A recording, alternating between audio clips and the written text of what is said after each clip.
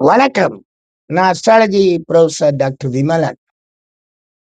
ரகசியம், பரம ரகசியம்.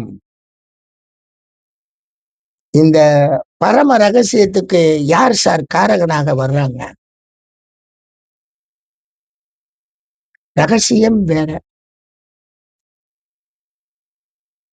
பரம ரகசியத்துக்கு சுக்கிரன் தான் காரகன். என்னங்க சார் சுக்கிரன்? அற்புதமான பிளானட். பரம ரகசியம் சுக்கிரன் கையில கொடுக்கப்பட்டிருக்கு.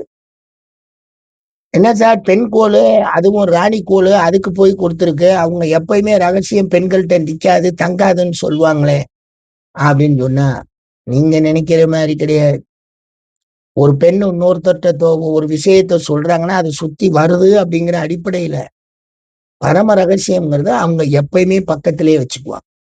வெளியிட முடியாது, வெளியவும் சொல்லவும் மாட்டாங்க. அந்த அளவுக்கு பரம ரகசியமாகவே வச்சிருவாங்க.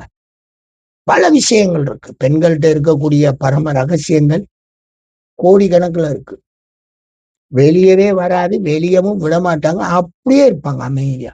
சொல்லவே மாட்டாங்க. நான் அதெல்லாம் நிறைய பார்த்திருக்கேன். ரொம்ப நாள் கழிச்சு கேட்டதெல்லாம் உண்டு. 60 வருஷம் கழிச்சு சாக போறப்ப அந்த பரம ரகசியத்தை சொல்லிட்டு போற பொம்பளை ஆள்கள்லாம் இருக்கு.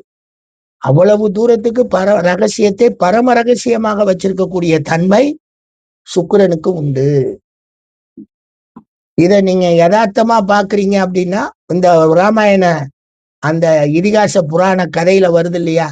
குந்தி தன்னுடைய கர்ணன்ற குழந்தைய எப்படி பெத்தான்னு யாருக்குமே எவருக்குமே தெரியாத ரகசியமாக வச்சிருப்பாங்க இல்லையா? அதுக்கு பேர் தான் பரம ரகசியம்.